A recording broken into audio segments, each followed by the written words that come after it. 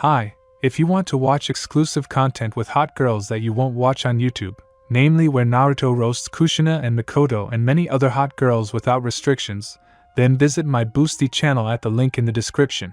It was a sunny day. Birds were singing in Konoha, the sun was at its zenith. Shinobi were running on the roofs of houses to take or hand in a report on the completed mission. Civilians were shopping, mothers were walking with their children on playgrounds. Jiraiya, as always, was spying on the girls near the baths, so to speak, gathering information. Yeah.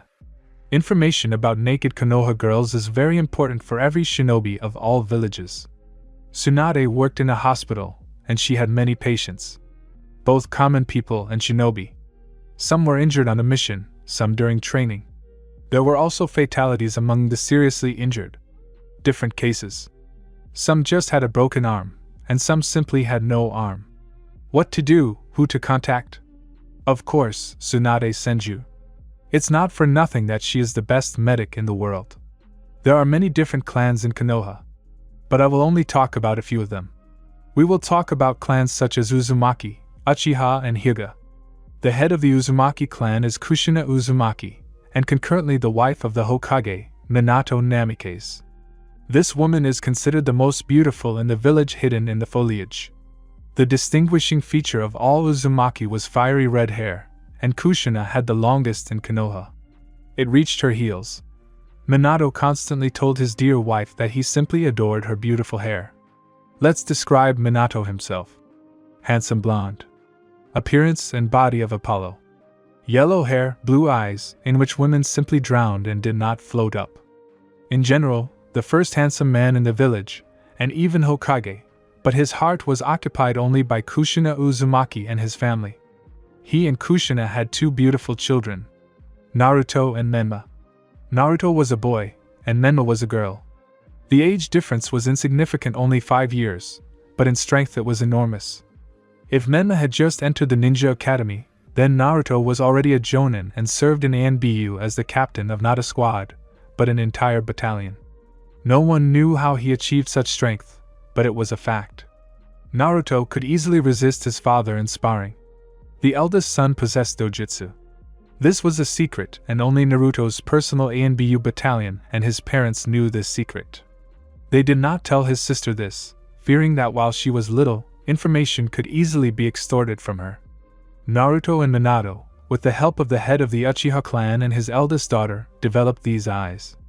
The legendary Sanins Jiraiya, Tsunade, and Orochimaru also joined the training. The eldest daughter of the head of the Uchiha clan once brought her good friend Uchiha Shursui to training. He was a young handsome guy.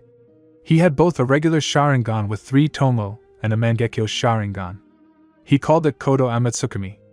Itachi. That was the name of Fugaku Uchiha's eldest daughter. She was an exact copy of her mother, just like Menma and Kushina.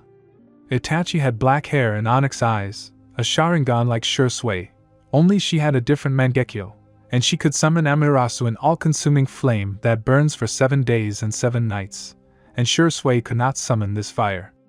But everyone had the ability to summon Susanoo. This is a ghostly warrior. Each member of the Uchiha clan looked different. It was something like a guardian angel. However, out of this strongest clan of Konoha, only 2 had the Mangekyo Sharingan. These were Itachi and Shursui. Itachi had a younger brother, Menma's age, Sasuke.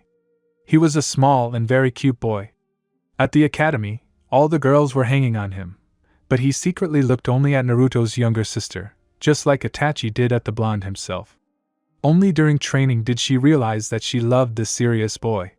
She even joined his battalion and became a step below her beloved. Naruto noticed Itachi's sympathy and how she looked at him. He also understood that he liked her, but was in no hurry to take action towards her. Let me tell you a little about the abilities of Naruto's eyes. They looked like this, all red, with ripples coming from the pupil.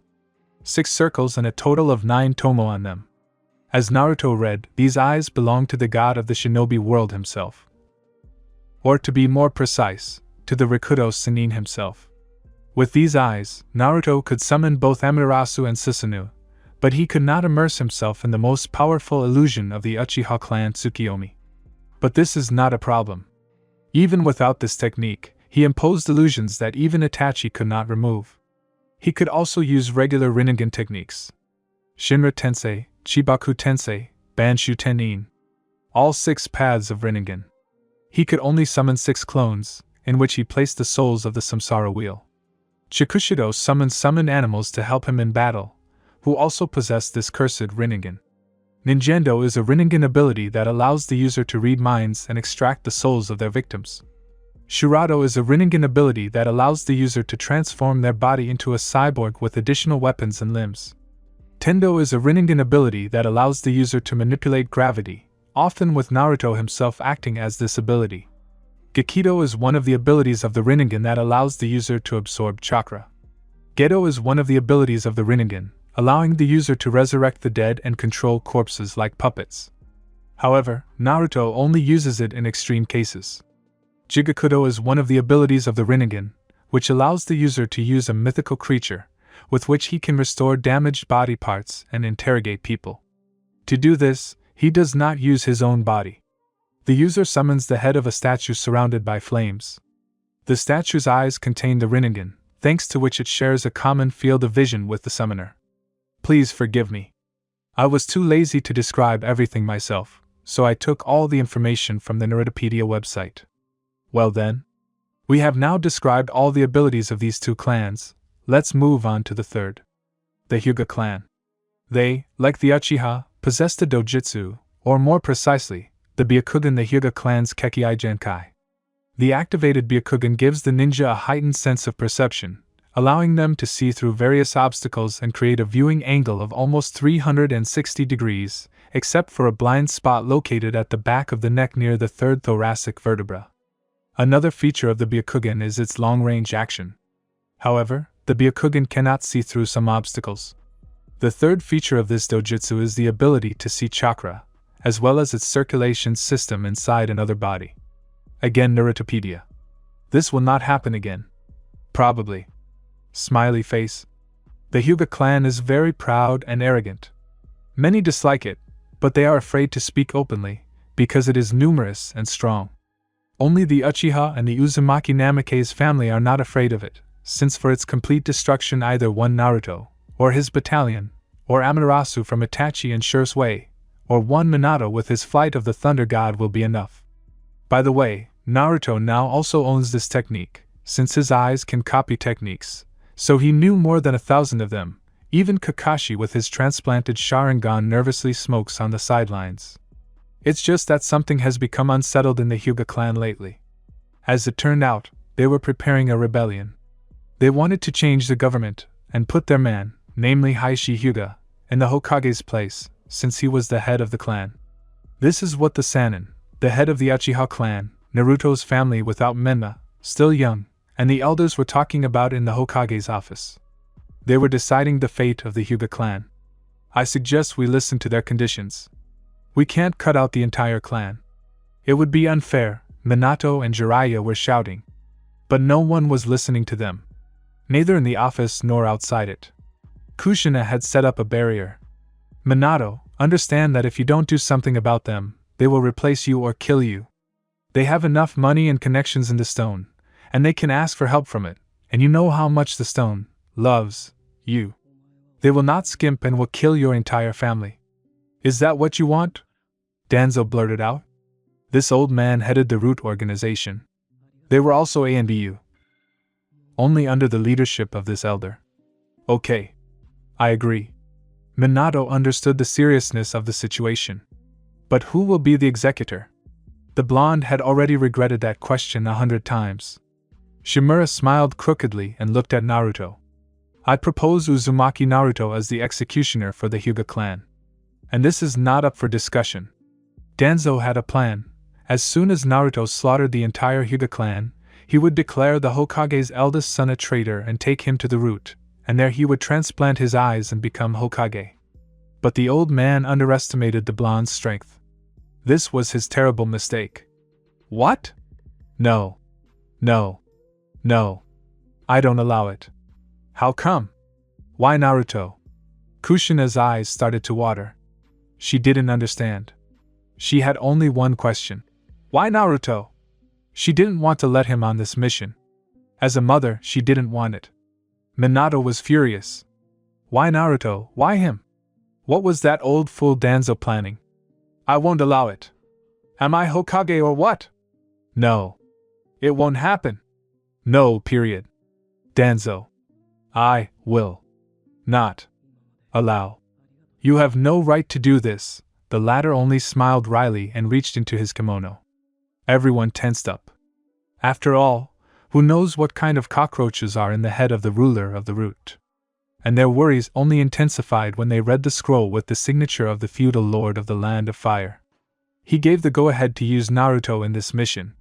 There was such a roar in the office that Naruto was surprised they hadn't gone deaf from yelling at each other. This went on for 5 minutes, and the blonde realized that if it continued like this, he would soon go deaf himself. Naruto released half of his chakra. Everyone immediately felt sick, but they hid it behind masks of indifference. There was no surprise, since they all knew how powerful Naruto's chakra was. Okay. That's enough. I'm tired of this. Danzo, do you want me to wipe out the Hyuga clan? The guy looked at the old man with a bandaged right eye. He just nodded and that was it. Naruto stopped the chakra pressure, seeing that Itachi and Shursui would soon lose consciousness. Okay. When should I start? Shimura smiled wryly again and said, Immediately. Go and don't waste time. Just sign these papers. Danzo handed Naruto the folder where the task was. And yes, I forgot to say. After this mission, you automatically become a missing nin of SS++ rank. Do you agree? Naruto hesitated for a moment. He looked at everyone present.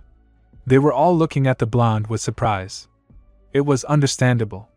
Naruto was only 15, and he had already agreed to wipe out an entire clan by himself. Naruto's mother looked at him with tears in her eyes. She shook her head from side to side, as if to tell him, No, please don't sign this. Minato looked at his son with a disbelieving look. SS++ rank missing nin? That's a level higher than Kage. Only Madara and Hashirama had such ranks, and here was his 15-year-old son. How so? The Sannin couldn't believe their ears either. How could this be? Sending the Hokage's son on such a mission. It was such a blow to his reputation. They especially didn't like the order to enroll Naruto as a missing nin, although that was understandable. To slaughter the entire Hyuga clan. He may be arrogant, but they are still people. Okay, Naruto. Get started right away, Danzo barked and disappeared. The office was filled with deathly silence. Then Itachi and Shursui decided to take the floor. Naruto. We're going with you. I don't want you to take this burden on yourself. We're best friends, after all, she said the last word with some disappointment. Yes, Naruto. We won't let you go alone, Itachi echoed Shursui. Fugaku looked at his daughter as if she was crazy. He didn't really want his eldest daughter to become a missing nin. The situation was saved by Minato, who came up with an idea of how to deal with this situation. He smiled and clapped his hands to get everyone's attention. I have a plan. Everyone who was present in the cabin at that moment looked at their Hokage with hope. In their eyes there was hope for a better situation than the one they had now. So, I have come up with a plan. It consists of destroying the Akatsuki organization and reviving the long-lost village of Whirlpool. After these words, Kushina was overcome with memories of her native village. How she played with other children, how she communicated with her mother and father. Tears involuntarily began to flow from her eyes again, but she quickly came to her senses and, brushing them away, began to listen attentively to her husband's plan.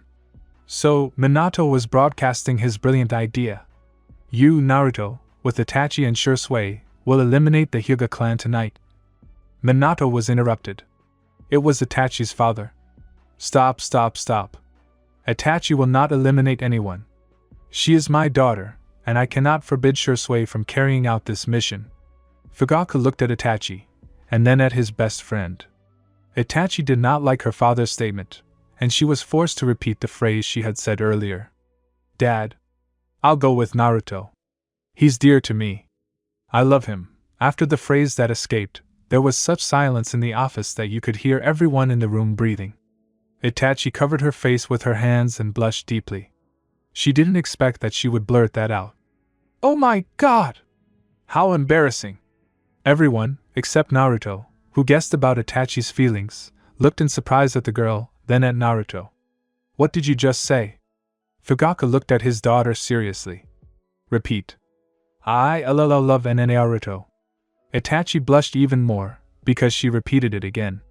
Fugaku could not believe it. Kushina stood and, having forgotten about the upcoming mission of her eldest son, was all beaming and probably already thinking about how she would babysit little Sharingan babies. Tsunade's thoughts were almost similar to Kushina's, only she was not really burning to babysit little kids. Jiraiya was just happy for his godson, as was Minato, and Orochimaru. He was Orochimaru. He didn't give a damn who was in love with whom. Me too, everyone looked at Naruto. Itachi didn't understand the meaning of what was said, but the adults seemed to have guessed what was going to be discussed now. Itachi, I love you too.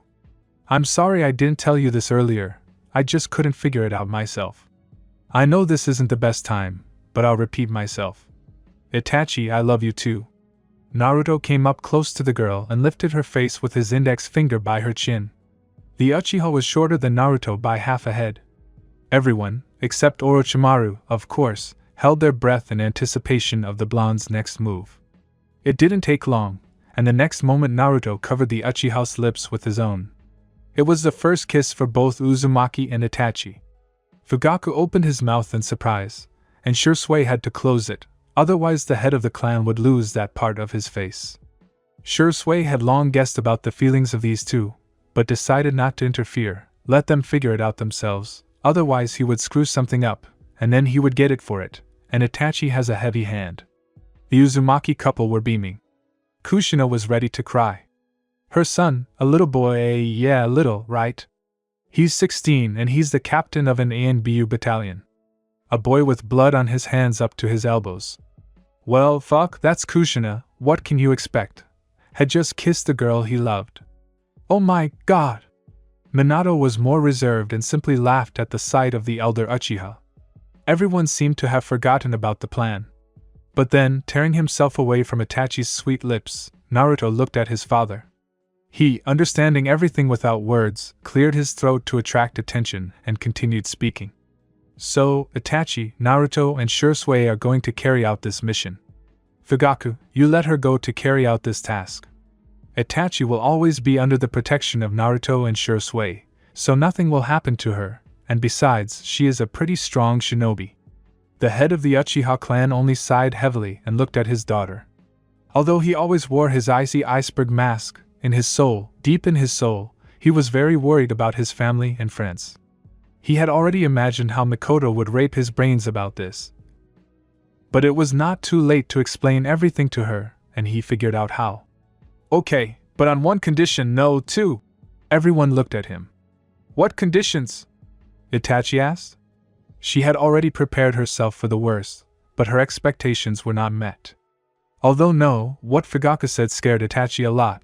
No, not by the execution, but by the consequences, at least partly. I'll let you go only if you explain everything to your mother yourself. That's one. And two. You'll have to send us news every 2 weeks. Itachi sighed heavily in anticipation of talking to her mother. And yes, Naruto, Shursui, if anything happens to my daughter, I'll... Yes, we understand, Shursui said. He didn't want to incur the demon's wrath. No. That demon wasn't Fugaku, it was Mikoto. She was always too worried about Itachi, and Fugaku about her son, but they loved both children equally. Okay. Now Itachi and Fugaku are going to court, that is, to Mikoto, and Naruto, Kushina and I are going home. We still need to say goodbye to Minna, and that means screams, squeals, tears, snot. With each word Minato became sadder and sadder, realizing that his brain would be fucked out more than once today. Everyone went home. As expected, there were screams, tears, snot, squeals from the female half of the families. Only Shursui was an orphan, so he just sat at home and prepared for the mission. The ANBU were given an hour to prepare. Minato explained that they would be pursued by several ANBU squads. Naruto and his partners would need to quickly escape or simply knock out all of their pursuers. So, it's time to carry out the mission. Since it was the Hyuga clan, and therefore it was the Byakugan, they couldn't get in there unnoticed. They had to go straight ahead. 2100 hours evening. An explosion thundered over Konoha. Since the sun had not yet completely set, people saw the huge silhouette of Susanoo near the Hyuga quarter. The residents will remember this night for a long time. Forest, near Tengu City. 1 year after the destruction of the Hyuga clan. Naruto's POV. A year has passed since Itachi, Shursui, and I destroyed the Hyuga clan. Almost destroyed it. I hid one person. It was a little girl. She was the same age as my sister. For a second I saw Menma in her. I didn't have the heart to kill her. Itachi and Shursui don't know about this, and I'm not going to tell them. Let it be my secret. We destroyed the clan very quickly. In 10 minutes. There was just one setup I didn't expect. Flashback. A year ago. Village hidden in the leaves. Mission to exterminate the Hyuga clan. The last moments before leaving the village. Naruto stands still and looks at the person. It was a little girl, about the same age as Naruto's sister, Menma. Our blonde simply couldn't raise his hand to her. He stood and looked at her, and the girl peered into Naruto's dojutsu. Tears were streaming from her eyes. Only one question was spinning in the girl's head. For what? For what? Why our clan? Mom. She's dead. Dad is dead. Her entire family is dead. They destroyed the once great Hyuga clan in some 10 minutes. The girl was still young, and she was not allowed to attend clan meetings. Even though she was from the main branch and the daughter of the clan head, she was not allowed to attend such a privilege as a clan meeting. The girl kept standing and looking at the blonde. She may have imagined it, but tears started streaming from Naruto's eyes, but he quickly stopped them. In ANBU, they teach you to control all your emotions. Naruto knelt down in front of the girl and hugged her. She did not resist, as she had almost no strength. The girl barely stood on her feet, struggling with fainting. Naruto whispered in the girl's ear. Forgive me, please. After these words, the girl fell into a saving faint. Naruto did not want her to die there, and quickly moved to the hospital and laid her on a free bed in some ward, and then moved to the ruins of the clan. There he saw Itachi and Shursui running towards him. There were no injuries on them. Susanoo worked properly. It was not for nothing that it was called the best defense of the Uchiha clan. The partners ran up to the blonde. Naruto, how are you? Itachi asked worriedly. It's okay, no need to worry, and you? Are you injured? Naruto knew the answer to the question, but asked, purely out of politeness. Yes, we're fine. Shursui was as positive as always, despite the fact that he had slaughtered a third of the entire clan. So, are we leaving? Itachi looked towards her former home. She clearly understood that she might not return here. Shursui and Naruto understood this too, but they just had to accept it. Now this trio are missing Nin. At any meeting with Konoha shinobi, they will try to capture them at best, and at worst, they can be killed, but they are strong. Naruto's rank is generally close to Kage. They are not in any danger. Suddenly, the sound of many feet was heard. Naruto and his friends were surrounded by a squad of ANBU. Itachi and Shursui were a little scared. Everything was not going according to plan. But Naruto stood calm as a boa constrictor. Naruto, what's going on? Itachi asked in a whisper. Your father didn't say that his ANBU would interfere with us. This is not according to plan at all. This is not what we agreed on. And this is not my father's ANBU. This is Root, the blonde frowned. He didn't like this turn of events either. Not in the best direction. Shursui frowned deeply. He already understood why Root was here. Danzo had been hunting for Naruto and Shursui's eyes for a long time. He simply couldn't wait to take these eyes. The company was surrounded by about 50 fighters, and most likely they were the best in Korn. They were all standing in combat positions. The Uchiha's eyes were already glowing with the Sharingan, and Naruto activated his ultimate Rinnegan. Itachi turned her head slightly and asked Uzumaki. Naruto, what are we going to do? We'll find out now. Danzo, come out. The blonde ordered. He. Danzo stood in front of his fighters and grinned wryly. That's it. So, as the elder of the Hidden Leaf Village, I declare you missing Nin. You are never to appear in the village again. You will be entered into the ANBU bingo book, and a hunt will be declared for your heads. Now ANBU kill them. End of flashback. Then I killed them all. Every single one. I put Danzo in an illusion and kept him there for about a year. After Tsukiyomi, he won't be the same as before. He's just a shell now, without any awareness of his actions. He's gone crazy. As far as I know, he was hospitalized. At first we were nomads, but soon Itachi got a little pissed, destroying half the forest where we stopped for the night. Then Shui and I realized that if we didn't find a permanent place to live, she would simply kill us.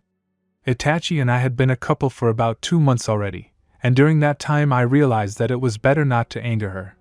She would kill us and not notice. That's when Shui and I built a house. It was smaller than my parents' house, but it was still very big. We didn't want to go to Yazushio, it was a collective decision. The Sannin visited us occasionally, once even Fugaku with Mikoto and my parents came, but without my sister. This upset me. Itachi was in the same situation. Her parents didn't take Sasuke with them. They didn't say anything to those 2 little ones at all. No, of course they said that the 3 of us killed the entire Hyuga clan and became missing Nin. Our parents sent us money. We didn't go hungry. Each of us carried out different missions, but the black market was still there. While guarding caravans, there were criminals who had a bounty on the black market. Shui recently found himself a girlfriend. He went to the city for food, and there some squad of renegade ninja tried to rob, rape and kill her. Even though the girl was a kunoichi, she couldn't stand up to 15 people. Shui appeared in the middle of the fight and killed all the criminals. He handed 2 of them over to the market and offered the girl to go with him. She agreed. As it turned out, her parents died, and she was left an orphan. They bought food together and came to our house.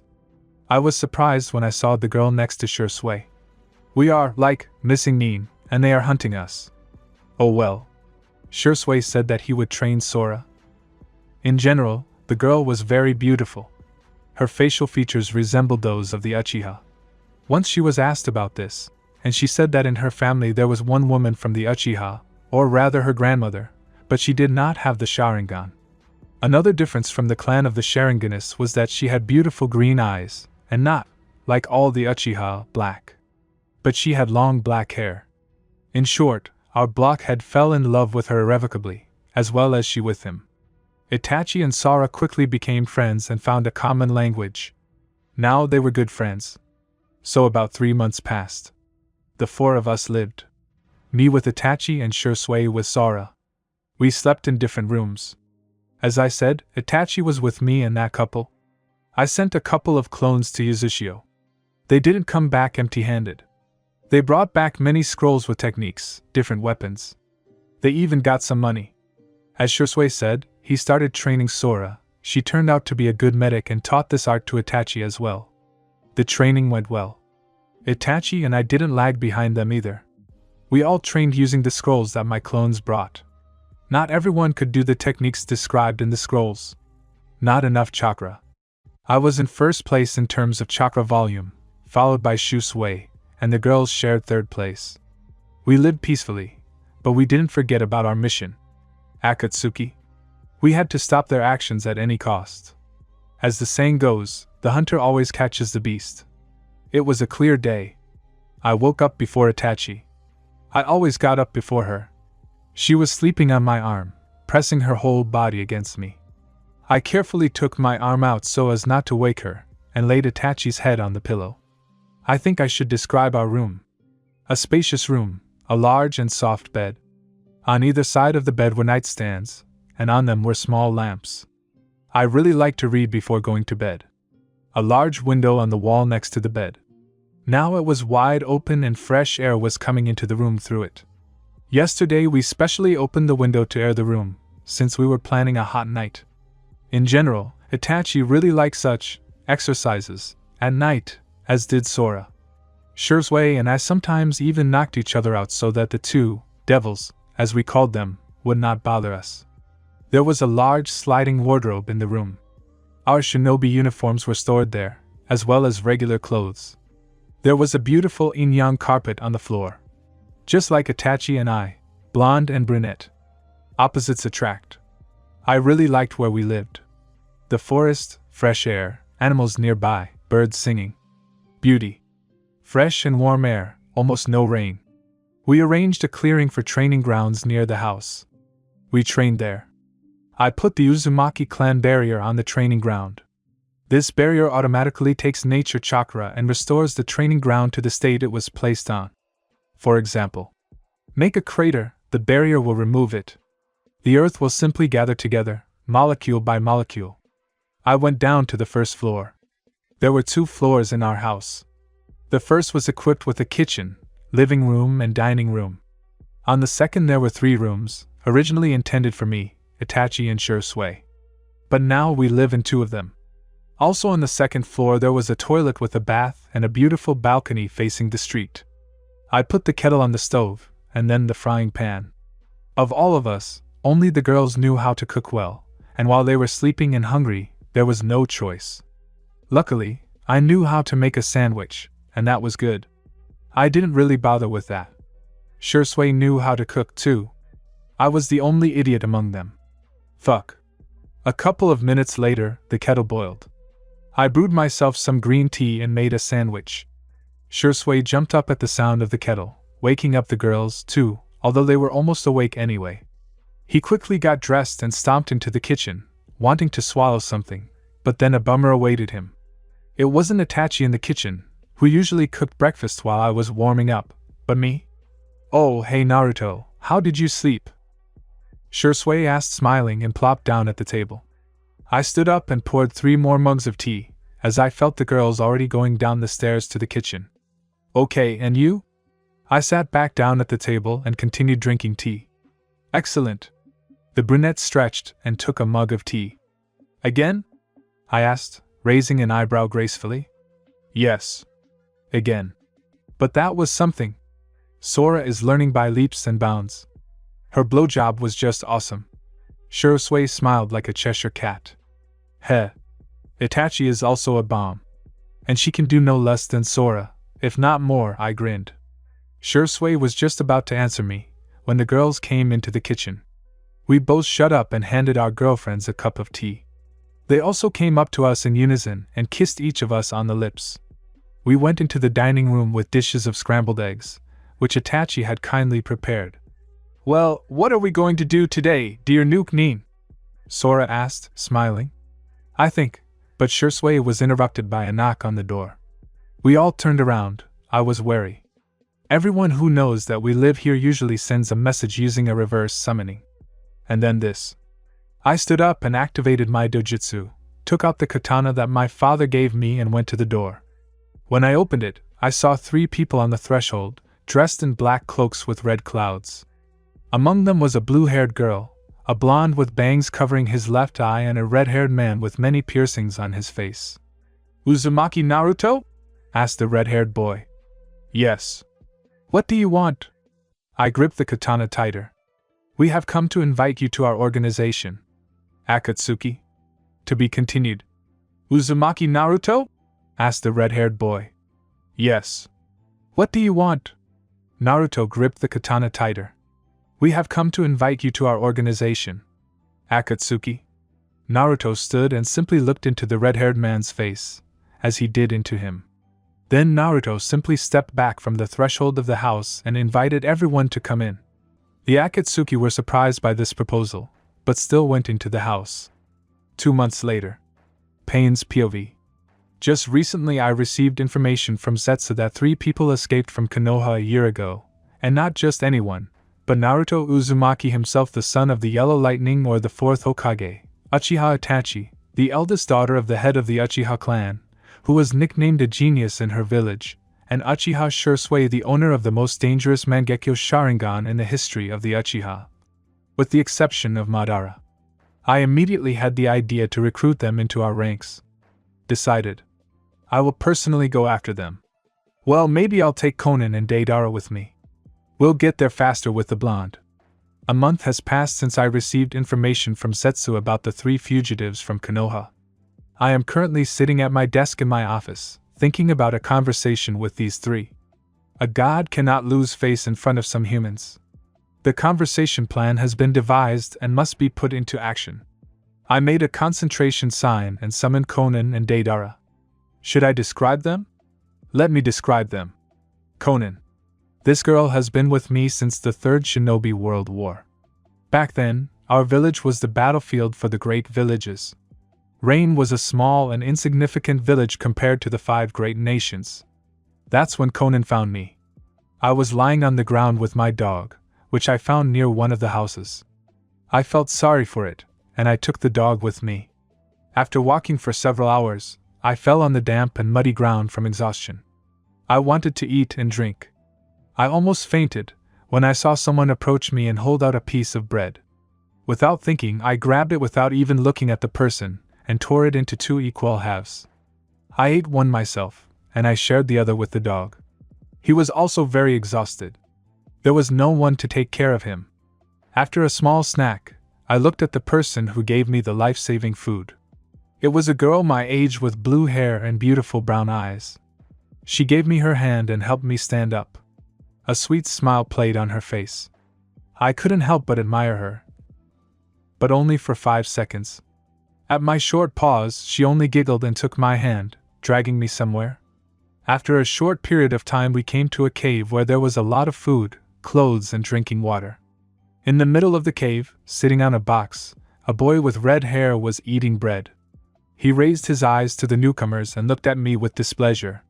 "Conan, who is this and what is he doing here?" the boy said in a less than friendly tone. "Yahiko, this is Nagato, Conan and I met on the way to the cave." He was lying on the ground, and I was scared for him. I went up to him and gave him some bread. Let him live with us. After all, 3 is more fun, and look at his little dog. I fished the dog out of my bosom and showed it to Yahiko. He came up and looked at us with a stern gaze. We played a staring contest for about half a minute, but then a joyful smile blossomed on the red-haired man's face. He stroked the dog and extended his hand to shake mine. "My name is Yahiko, and what's yours?" the boy asked with a smile on his face. "Nagato," I mumbled quietly. "Nice to meet you, Nagato." "Me too." Our further fate was not the best. There were joyful moments, but there was more pain and suffering. Much more. The happiest memory is how we lived with Jiraiya-sensei. He became like a father to us. But after 3 years, he was forced to leave us. A year later, Yahiko died, and that's when that strange man in the orange spiral mask picked us up. He suggested creating the Akatsuki organization. As he explained, I would become its leader, and the organization itself would catch the Biju and seal them in the ghetto statue. After catching all 9, it would be possible to resurrect the Jubi and plunge the world into the eternal Tsukuyumi. That would be an ideal world without wars. I forgot to describe Conan, who has already grown up. A pretty girl, whom Haydn constantly tries to hit on, but she constantly breaks his hopes. The girl herself has grown up very beautiful, a slender athletic body, 4th-size breasts, short shoulder-length blue hair with a paper rose on her head.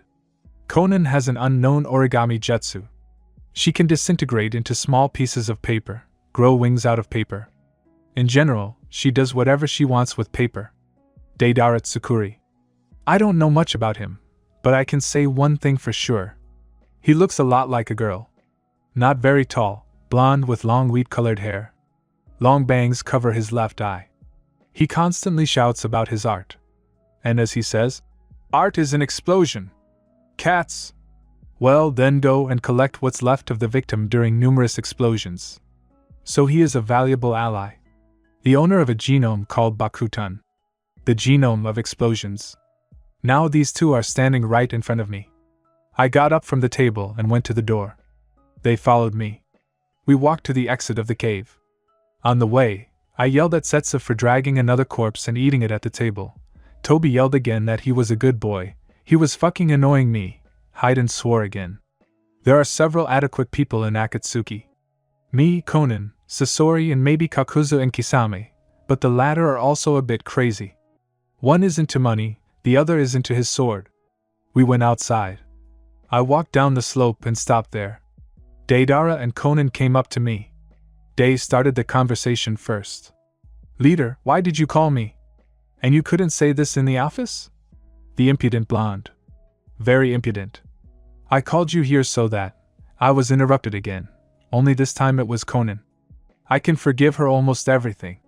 Pain-sama, please, without your speeches. Get to the point. Well, at least she addressed me politely. Deidara only nodded his head. I was surprised that it didn't fall off. Okay. In short, I found new members for our organization. I began to expect questions. And who are they? Conan. What do you know about the 3 missing nin named Uzumaki Naruto, Uchiha Itachi, and Uchiha Shisui? I asked. Oh. I know them, Deidara squealed, jumping on the spot. And how can such a fool like him be such a strong shinobi? I don't understand. They are the ones who ran away from their village, while slaughtering the entire Hyuga clan. That's right. I nodded my head. It's them that we're now going to recruit into our organization. What if they don't want to? Conan asked emotionlessly, looking straight at me. They won't be able to resist God. I said. Deidara, create a bird and follow my instructions. We must get to them as quickly as possible. What's the rush, Leader-sama? Oh my God! Deidara, don't ask unnecessary questions. Just create a bird, I almost shouted at him. Although I myself did not understand why I was so drawn to him. Okay. I'll create it now. Well, finally. The blonde put his hand in the pouch and fished out a small piece of clay. His mouth on his hand swallowed the white substance. I was always amazed by this genome. Swallowed a small piece, and spat out such a big bird. We sat on the bird and took off. We had to stay in the sky for about an hour. Then we dived to the ground and found ourselves in front of a beautiful house. I went to the door and knocked on it. Naruto himself opened it with a katana and I was really FK'd, but I didn't show it. The Rinnegan was burning in his eyes, but not like mine, more perfect. That's for sure. He has the power of a god.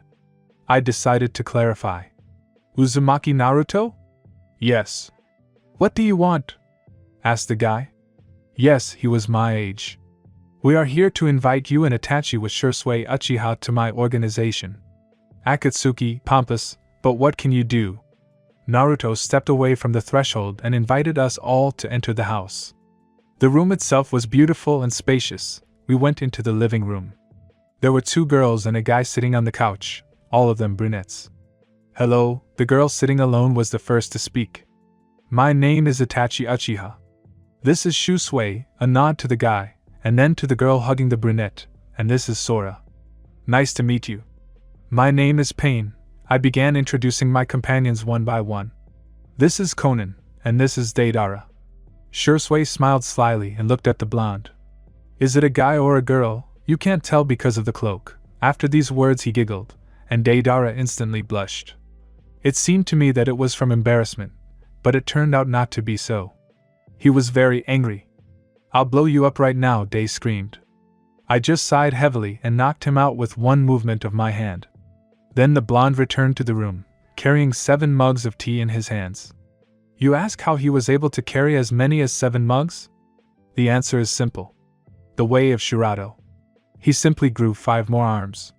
We sat down in our places, and Deidara came to his senses at the smell of tea. So, I would like to clarify a few points regarding our joining your organization, Naruto began.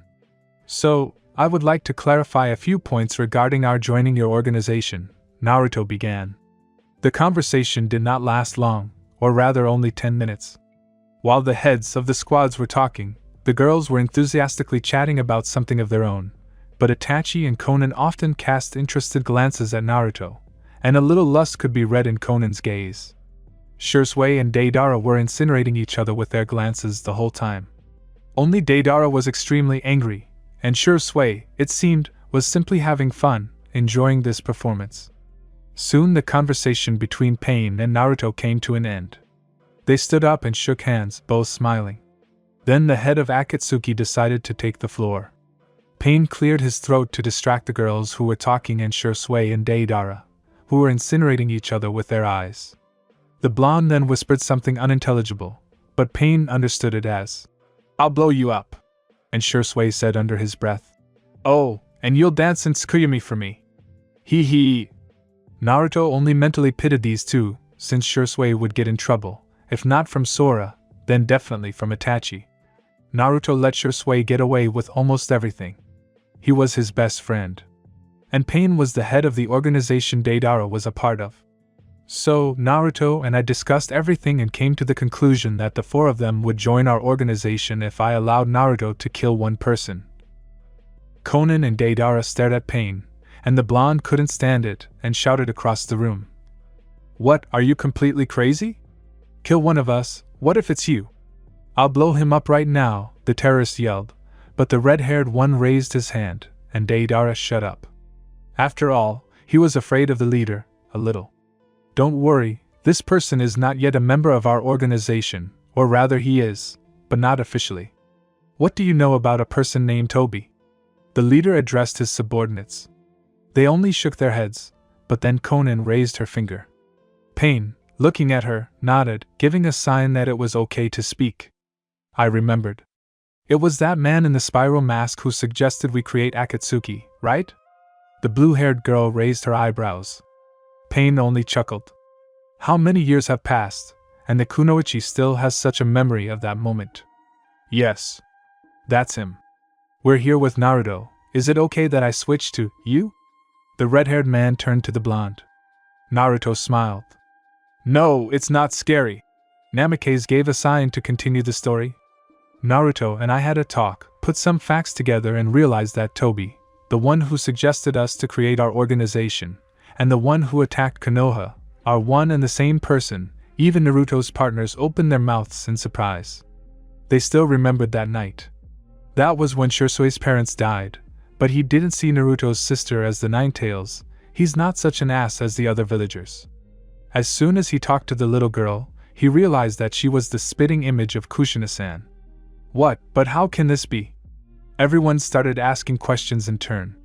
Then Naruto said, he said it very quietly, but everyone heard him. It is him that I want to kill. Because of him, so many people died in Konoha and Shursui's parents died. Because of this bastard, he was left an orphan. I hate him, I will tear him apart and destroy him, but first I would like to show him to one person. I will not tell you who. Forgive me. My personal. Naruto looked straight into Pain's eyes and he understood that the blonde would not share this information with him under any circumstances. Okay. When are we going to the organization? The question belonged to Shursui. Well now I think. It's almost lunchtime, and we have Onigiri today, Deidara purred. Shursui looked at him with feigned anger. And in a growling voice he added, I love Onigiri, so don't even dream of gobbling it all up by yourself. I'll tear you into a British flag. Deidara just grinned. Yes, yes, of course, and then he imitated the growling voice of the Uchiha. Just dare. I'll blow you up. Okay, that's it. Both of you stop, Conan shouted. Shursui and Deidara continued to stand as they were. Then Sora came to the aid of the blue-haired girl. She frowned and put her hands on her hips, and then said in a voice that did not bode well. Shisuyai. Stand at attention, motherfucker. The girl shouted. The brunette stood as he was taught in ANBU when a battalion commander or captain approached. He said in a stumbling voice. Why yes, dear. And then he glanced sideways at the laughing demolition man, and in his thoughts he was already making plans about what he would do with him when he loaded him into Tsukimi. At this point, Pain intervened. Deidara, stand up, he ordered. The blonde jumped to attention. Now it was Shursui's turn to smile. There is a way to deal with anyone. Okay. If so, then go and pack your things, and I'll prepare a barrier for the house. It would be a shame to waste it. Naruto sat down on the floor in the lotus position and clasped his hands together. He was going to put a seal that does not require your chakra. It will be powered by senjutsu, so you won't have to waste chakra, at least your own. And yes, dear, please pack my things too. You didn't have to ask. I would have collected it anyway. Itachi walked with a swaying gait to the second floor. Sora followed her, and Shursui ran after the girl, like a dog on a leash. While Naruto sat and collected nature chakra, and Shursui, Sora and Itachi were packing, the Akatsuki trio came out to the clearing in front of the house. Then Deidara started talking. I wonder how this can be? The blonde asked into nowhere. His question was heard, and an answer was given immediately. What? How can that be? Pain asked. Deidara looked at Conan, then at Pain. Oh, just like that. I was wondering how that could be. Do we have two identical gods? The demolition man made a thoughtful face. At that moment, Pain broke out in a cold sweat. No. Deidara, Naruto's eyes are different. Didn't you see? Yeah, but they look alike. The blonde narrowed his eyes and looked at his leader. He gathered his courage and answered. Yes. Naruto has the eyes of a god, and I will not be ashamed of these words. They are much stronger than my eyes, as is Naruto himself. The red-haired man was not very pleased to realize that there were such eyes that would surpass his. After all, these are the eyes of the god of the shinobi world himself. Rikudo Sennin himself bequeathed them to him. But we know that this is not true, but he does not. And what is Naruto's level of strength? Conan was now interested. Pain looked into her eyes and saw there a terrible curiosity, interest and attraction of the girl to the blonde. This pleased the leader of the Akatsuki organization very much, since in so many long years he had not seen Conan show such a lively and genuine interest in someone. Well, you know the power level of the fourth Hokage, right? Everyone nodded, knowing full well that Minato Namikaze would have simply rolled them into the wall and not noticed. Well, so? At 12 years old, Naruto could easily spar with his father. Two listeners stared at him. And now I am twice as strong as the fourth. A voice was heard from the house. Everyone turned around and looked at the residents of this mansion coming out. Each of them had medium-sized scrolls, and Naruto had a slightly larger one. He carried his own and Itachi's things. The girl walked lightly. All four approached the group from Akatsuki and began to wait for instructions addressed to them. Pain looked at Deidara. He, realizing what the leader wanted from him, put his hand in the pouch and pulled out a small piece of clay. The mouth on the palm of his hand ate it in an instant, and 5 seconds later spat out huge birds. There were 3 of them. They decided to fly in this formation. Itachi, Conan fly with Naruto, Shisui with Sora, and Pain with Deidara. The journey to the Akatsuki hideout took a long time. Shisui and Sora sometimes started to fall when they flew too fast. So they had to fly slower. Pain and Deidara flew in front of everyone, followed by Shisui and Sora, and then Naruto, Itachi and Conan. Naruto flew last so that if Shisui started to fall, Naruto would catch him. They flew like this for about 2 hours. But soon, after this time, they landed near an unremarkable cave. Pain was the first to jump off his plane with Deidara, but he didn't count him, the birds. The others followed him from their flying machines. The red-haired man looked at everyone, and then walked towards the cave without saying a single word. The cave turned out to be huge. Several large floors, large showers, spacious restrooms, which were furnished to the highest standard. Yeah. Pain still remembers how he fought with Kakuzu for money to equip the entire cave. He then locked himself in his room, like a small child, and did not come out until Pain himself brought a very expensive corpse, for which he could get a pretty penny. Then Kakuzu forgave the leader and became a little more generous, or something. Now the entire old and new team went into the guest room. They sat on the couches, and Pain and Naruto left for the final acceptance into the organization and the issuance of their signature cloak with red clouds. 5 minutes later they returned. Naruto and Pain had cloaks in their hands, and in Naruto's pocket were 4 rings. The blonde gave each of his comrades a cloak and a ring and also put on a cloak and a ring. Sora stood up and twirled around in front of the mirror nearby.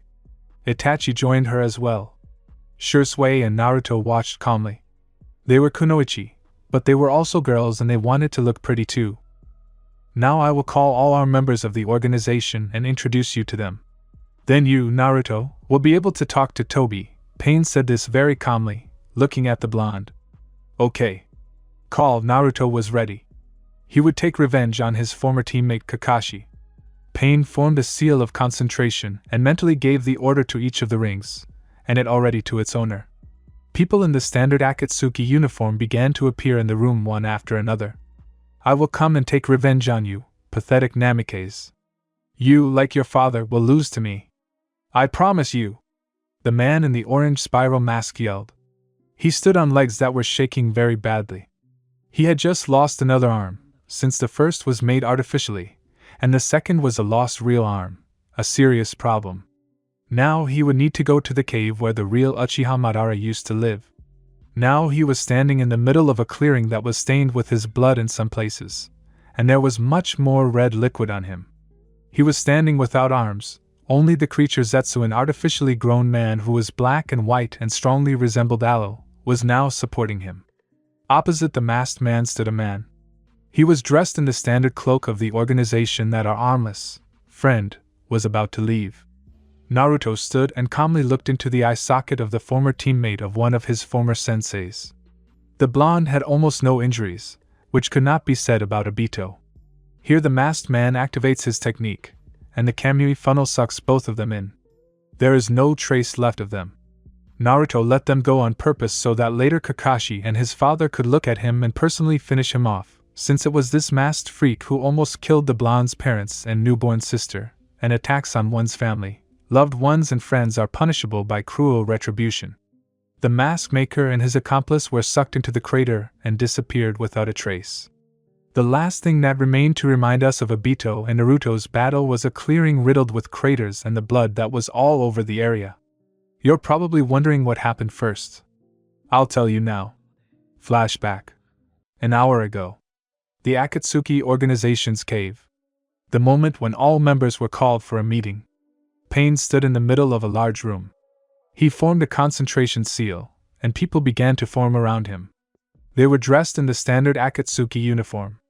There were 6 of them in total. It is worth describing them. The first person Naruto saw was Tobi. He was a man wearing a spiral mask with a hole for one eye. He, like everyone else, was wearing a black cloak with red clouds. Zetsu. It was something. It wasn't a person or a plant, but some kind of hybrid. First of all, it was black and white. Secondly, it had a huge Venus flytrap growing out of its basin. Itachi and Sora shuddered at that. Kisame. Also a strange man. Although no. He also looks like a hybrid. A shark man. Blue skin, small round eyes and gills on his neck. He had a huge sword on his back. As was known, it was Samehada, the strongest sword of the 7 swords of the mist. Kisame was also nicknamed Bijou without a tail, for his colossal reserves of chakra, but he was still far from Naruto, although he was still a very dangerous opponent. Sasori. The best puppeteer in the world. Shursui thought he was taller. He was a short man with a mask covering half his face. A huge steel tail was growing out of his lower back. Kakazu. According to Pain, he is a real tightwad. He can kill anyone for a coin. He is a terrible miser, but you can always come to an agreement with him if you offer him something worthwhile. As was known, he was very strong and fought with Shodai Hokage himself, but lost the fight miserably. He has a rare type of jutsu. There are many threads in his body that he controls and can take the hearts of a person, appropriating the element that the deceased had. Haiden. Immortal foul-mouthed. Follower of the Jashin cult. As they say, this god gives his servants the power that helps them. He grants immortality, and in return asks for blood sacrifices as an offering. That's all the Akatsuki members except Konan, Pain, and Deidara. They're all S-class criminals who could compete with the Kage, but Naruto thought that the only ones who could defeat his father here or even just stand up to him would be Tobi, Pain, and maybe Kisame with his Samehada, but the rest would be smashed into the ground by Minato. All the members stood in a semicircle, and Pain stepped forward. So, today, for Missing Nin agreed to join us. This is Naruto Namikaze. Tobi shuddered at the name, because he knew Naruto's strength and thought that he had figured him out. How damn right he was. Uchiha Itachi and Shursui. Sora. But Naruto had one condition for joining. He would kill one of us. Silence fell over the room. But then Haiden burst out laughing. He started laughing like a horse. The other members of the organization looked at each other. Naruto could read fear in them, but this fear was carefully hidden behind a mask of impenetrability. They all knew perfectly well that this blonde was twice as strong as the 4th Hokage, and the latter could roll them all into the asphalt. Well, almost all of them. Pain. Ahaha. What are you doing? Do you think that weakling can kill any of us? Ahahaha. Almost everyone present made a hand face gesture. Haiden had always been overconfident, and relied heavily on his god. Yes, Jashin-sama will punish him. I will sacrifice you to my god. Quiet! Pain barked at the priest. Haiden stopped laughing and began cursing Pain under his breath. Everything I just said is true. So, Naruto will challenge one of us to a fight, but it will not be me, not Deidara, not Konan, not Kakuzu. The organization's chief accountant sighed calmly, but no one noticed, not Sasori, the same with the puppeteer. He didn't really want to waste his creations of art, not Kisame, and here too, there was a share of disappointment. Samahata will not taste the chakra of this blonde, but you, Toby, will fight him. After these words, the mask maker barely flinched. Why me? He said in his serious voice. Everyone from the organization stared at him like he was the eighth wonder of the world. Well, of course. They knew the dumb guy who was always yelling that he was good, and then suddenly he became such a serious guy. Because I want to take revenge on you, but I won't kill you. No. I want my father and Kakashi to look you in the eyes, Obito. Now the mask wearer frowned even more and sent chakra through his body. In order to react in time, he activated the Sharingan. It was you who attacked my family and my unborn sister. You are to blame for this, and you set the Kyuubi on Konoha. I know that I am no longer a shinobi of Konoha, but the last thing I will do for her is, no. I will not kill. I will simply deliver you there when you simply do not have the strength to resist. No. I'll kill you. Here and now. I'll kill you and take your eyes for myself. With them, I'll definitely become invincible and immerse the world in a complete illusion, where there will be peace and quiet. Where there will be no wars. Where I will be with Rin. After these words, the masked man rushed at Naruto. He, activating his Rinnegan, prepared for battle. Obito jumped up to Naruto and tried to kick the blonde in the head with a spin, but it didn't happen. Naruto dodged and, intercepting the leg, threw Toby into the wall. The stone structure couldn't stand such abuse and, waving its handle, broke, and Obito flew out into the clearing, having plowed a decent distance. Naruto followed the projectile into the hole. The others followed him. Deidara was sure sway, Sora and Kisame were already chewing popcorn that had appeared out of nowhere and watching the spectacle. And it promised to be colorful. Konan and Itachi just watched it with smiles on their faces. They knew that Naruto would be able to beat the crap out of Toby like no other. Pain and the rest of the organization stood and watched it with stony faces, and Haiden commented on it all in his own language. Our fucking good boy tried to punch the new guy in the back, but that fucking attack didn't work, and our new faggot dodged and punched that fucker Obito in the face. Serves you right, dumb bitch. A couple of explosive kunai landed in Haiden's place and detonated. The swearer shut up, and the others finally exhaled calmly and continued watching the spectacle. Here Obito and Naruto started to accelerate. They both could go to very fast speed and not miss blows due to their dojutsu. Now they were tired of fighting only hand to hand, and they jumped away from each other. Naruto made a couple of seals and his hands sparked and balls started to form on his palms. After they formed, Naruto started throwing them at the Uchiha. Raiten, ball lightning, many small lightning bolts flew towards Toby. When they touched the surface, they left craters with a radius of 5 meters.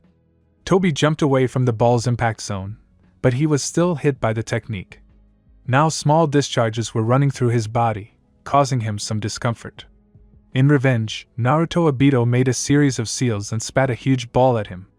Naruto couldn't absorb it, he simply didn't have time, and he couldn't jump away. But then an idea came to him. Obito, standing and watching this spectacle, smiled contentedly. He thought that was it. This was his victory, but it was not to be. A voice was heard from behind the swirl of fire. Shinra Tensei, the technique burst like a balloon. Now the blonde began to fold the seals. Having folded a couple dozen of them, he put his hands on the ground and shouted the name of the technique. Doton, Stone Army. Stone creatures began to emerge from the ground. They were dragons. Naruto's summoning symbol. He was the only person who could summon dragons, except for the Night-Aim Hokage. Tobirama had summoned these lizards too, but his were different from Naruto's. Before the Rinnegan, the blonde had only one element. Raiten.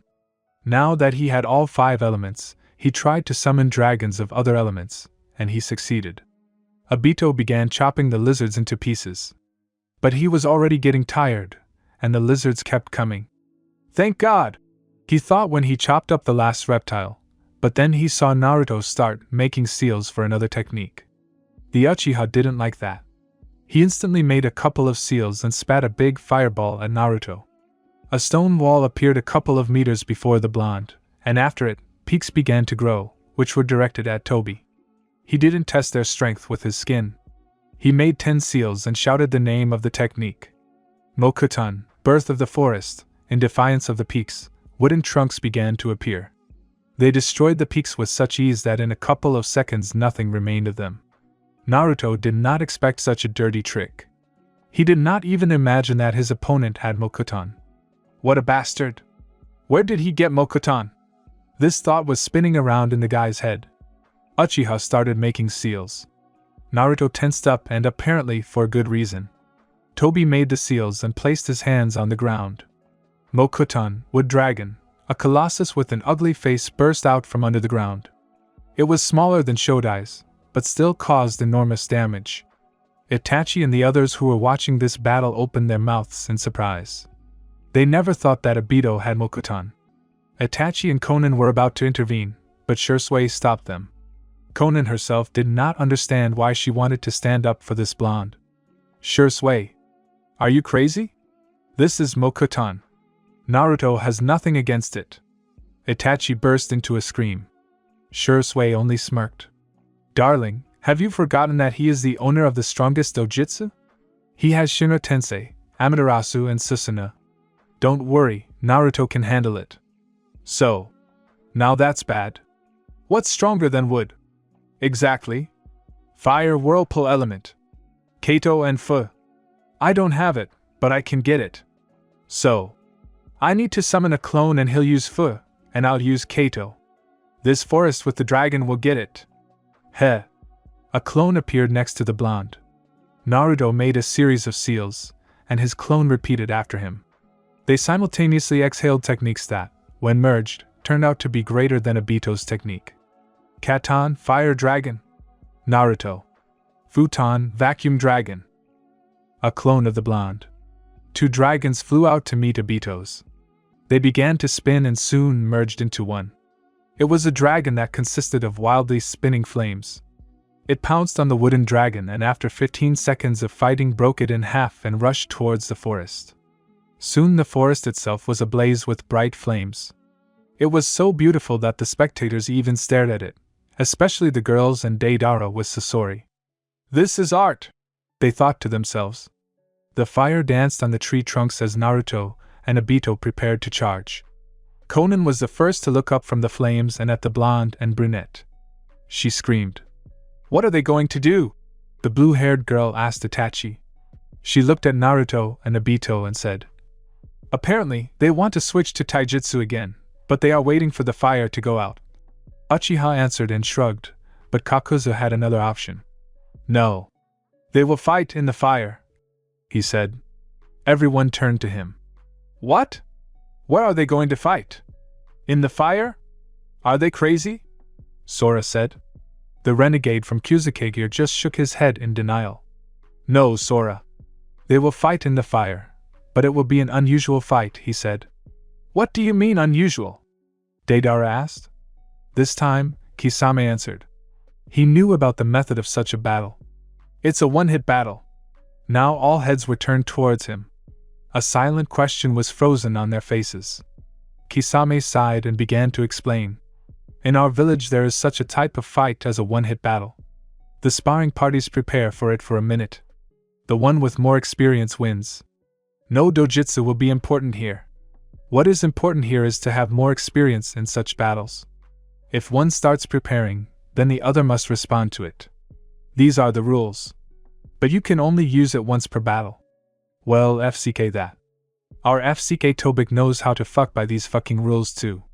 Ha! Haydn laughed, but under Payne's angry gaze he shut up. A minute of preparation passed, and the attackers rushed forward. No one saw the collision because of the dense wall of fire. Only the sound of metal colliding with metal could be heard.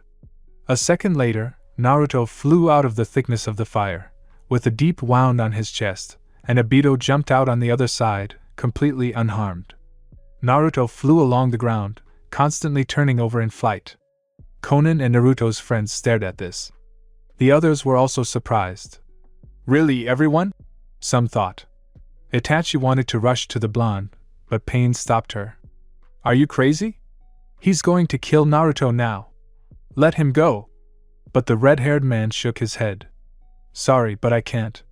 Naruto volunteered for this battle himself, and we have no right to interfere. Uchiha moderated her ardor a little, but activated Mangekyo's Sharingan to summon Amaterasu in time.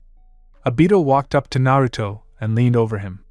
His hand reached for Naruto's eye sockets, but Naruto grabbed his hand and pulled him towards himself, grabbed his throat with his hand and squeezed hard. You thought that I could be killed with such a blow? The brunette looked at the blonde with his Sharingan activated. He tried to immerse the blonde in an illusion, but it didn't work. Ha ha ha ha ha. Such illusions don't work on me. You are weak, Uchiha. But Naruto was interrupted. Don't you want peace? Don't you want to live with your family? Obito asked, wheezing in pain. I want to, but what you're about to do is not a solution. In your reality, all of this will be untrue. In this world, everyone will be fake. All of this will be wrong. But it will be better this way. There will be no deaths in this world. I will be with Rin and my family there. Naruto thought that Obito had gone crazy. He keeps talking about his ideal world, it's already sickening. That's it. I'm tired of you. Naruto threw Tobi away, and while he was getting up, the blonde made a series of seals and breathed a huge lizard into Obito. Katan, Great Royal Fire Dragon, Naruto blew out an unrealistically huge colossus, which rushed at Tobi. He let the technique pass through himself, but he did not take into account that Naruto's technique would be able to turn around and rush back at him. Of course, he managed to activate Kamui, but he was still badly battered. At the moment when the technique was near Obito, Naruto threw a kunai at Kid, and it landed next to the Uchiha. Naruto instantly hit him in the jaw so that he flew to the feet of the spectators. They did not move and simply looked at him. Tobi decided to take advantage of the chance. Pain! Order everyone to start attacking that blonde and his friends. Order them all! The red-haired man only calmly looked into Obito's eyes. This icy steadfastness only angered the Uchiha even more. This is my organization. I suggested creating it, and I created it. You just took the reins, and so I am the boss here. I am your leader, and I order you. Kill him and his friends. No one moved. Uchiha was furious to the limit. He took a desperate and very stupid step. Obito activated Kamui and moved behind Itachi. She didn't even move when a kunai was put to her throat. This was the last straw for Naruto's patience. Uzumaki. If you don't lay down your weapons and give me your eyes right now, I'll kill her, so… But he was interrupted by a quiet and cold voice. Naruto spoke quietly, but Obito, who was standing about 100 meters away, still heard it. The voice, and Naruto himself, emanated such a coldness that Obito shuddered. Naruto raised his eyes and looked straight into Tobi's eye. You, the man who dared to attack my family, threaten me that you will kill my girlfriend? The blonde almost screamed the last words. Now Tobi understood that he had made a terrible mistake. Naruto could not stand it. Well, that's it, you're screwed. After these words, everyone felt a huge release of chakra. Of course, Naruto did not want to kill them all. He released only 1/4 of his energy, and now it was at the level of the four-tailed. The air immediately became dry. Susanoo began to form around the blonde. It was not yet complete. Naruto did not want to show it. Obito, realizing that things were going badly, immediately jumped away from the brunette and also activated his Susanoo. He immediately started with a full one. It was about twice as big as Naruto's. Tobi grinned. He thought that the blonde had nothing to counter him with, but what happened next made the mask wearer go fucking nuts. No, that's not it. It made Tobi go fucking holy fuck. Now a complete Susanoo had formed around Naruto. It was 3 times bigger than Obito's Susanoo, which made him think. Shouldn't I leave before it's too late? Is that all you can do? Pain's thoughts, what is he saying? They're definitely going to roll him into the asphalt now. Conan's thoughts. He pretended to be an idiot, and he's still an idiot in real life. Deidara, you're a moron. Kakuzu, his corpse can be sold profitably in Konoha. Kisame, well, I'll make a note that it's better not to anger Naruto. Sasori, he's the perfect doll.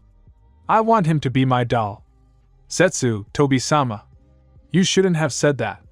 Sora, Shursui, Itachi, Naruto, you're such a show-off. No. Now I'll show you something else.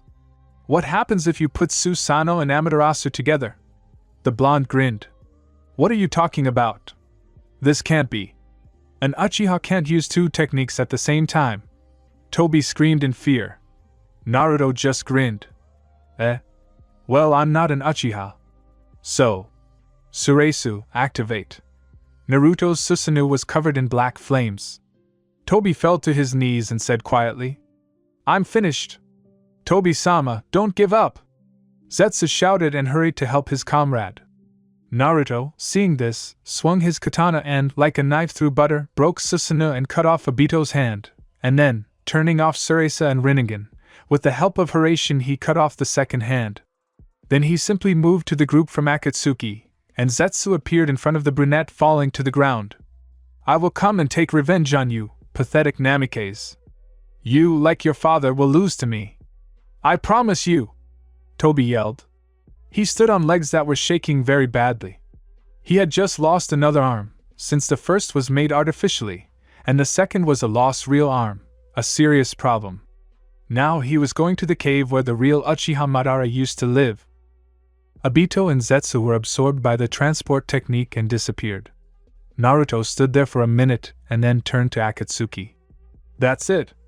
Then he'll need to be caught again, but I'm afraid he could ruin many more lives, Naruto said quietly, walking towards the group of people. He approached Pain and looked at him. Are we accepted? Naruto asked rhetorically. Pain nodded.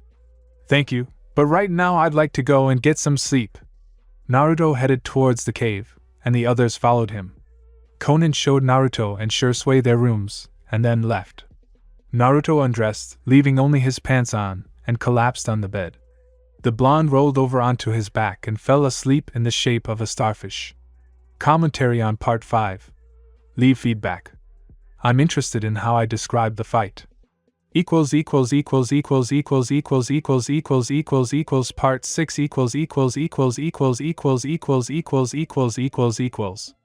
Akatsuki Lair. The head of the organization's office.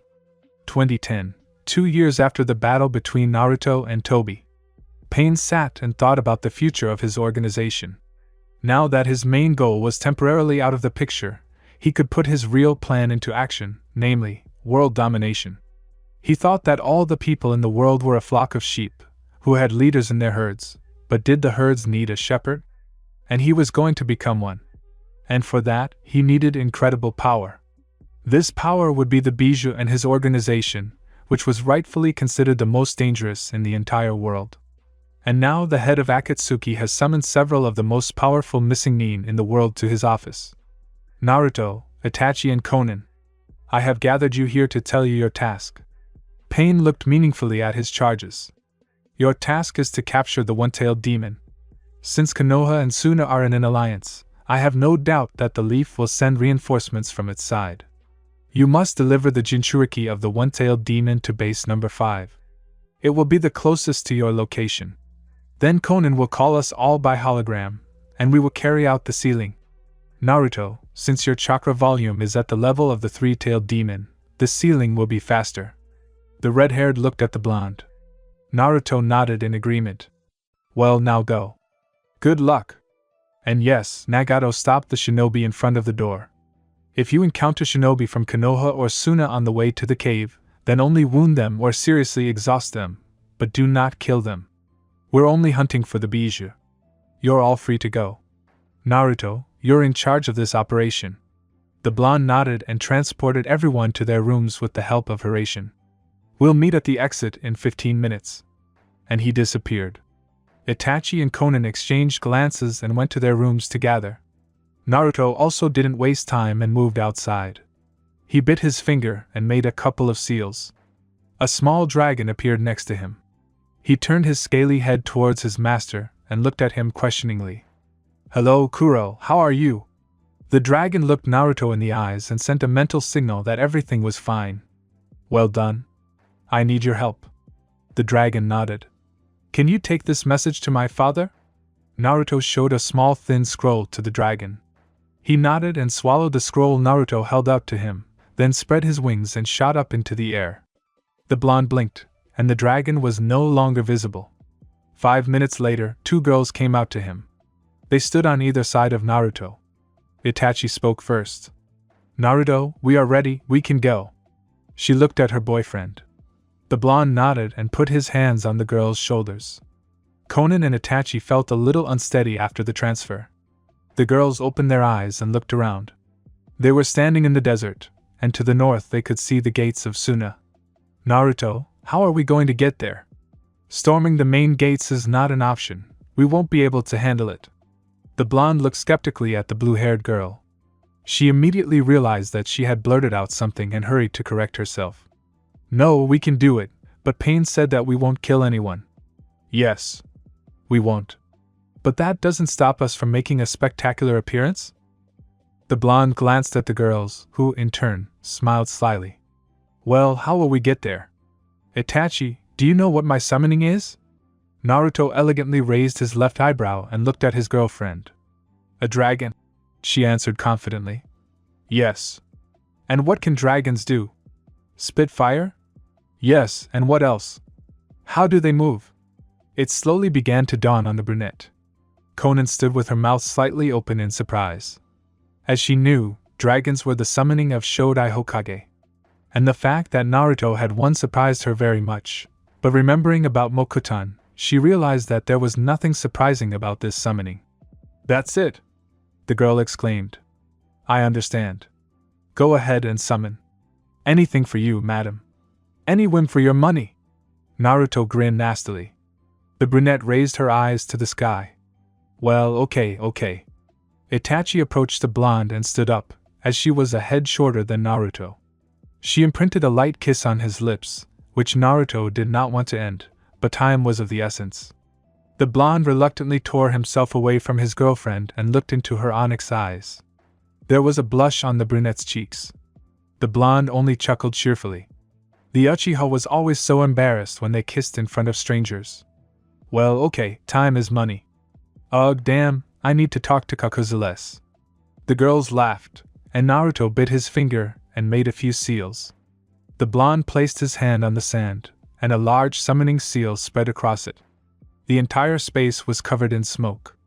Naruto walked over to the girls and stood with his back to the summoning. "I can say with confidence that you have never seen anything like this before." The blonde spread his arms out to the sides, as if inviting someone to look at something. This something turned out to be a huge dragon, which was not inferior in size to the seven-tailed. Behind its back were 2 huge wings folded. The little dragon itself was black. Sharp growths in a metal frame were scattered along its back and tail. A deep scar ran through its eye. The eyes themselves were bright red. "Let me introduce you. This is Sentinel. Sentinel, this is Itachi and Konan. You don't have to eat them, but you do have to take care of them." The dragon looked at the girls carefully, and then looked at the summoner. Naruto smiled widely at Sentinel. The dragon only snorted at this action, with a cloud of flame flying out of his nostrils. "Who is this?" Uchiha cried out. "Itachi, don't shout." The blonde demonstratively plugged his ears with his index fingers and closed his eyes. "Have you calmed down? Excellent. As I already said, this is Sentinel. He is my summon. He will soon be 150 years old. He was summoned by Hashirama himself, but his summoning was unfinished. The reason? A banal lack of chakra. Ha! I remember little Hashi. Ha ha! How mad he was that he couldn't summon me completely. Heh. Ah. He had another friend. Madara, I think. Yeah. They had a glorious battle back then. Oh well. That's not the point now. Why did you summon me, Naruto? Oh, just like that, the blonde waved his hand, but the devils in his eyes were dancing worse than gypsies with a tambourine. All you need to do is capture one-tailed. What? The dragon's jaw dropped.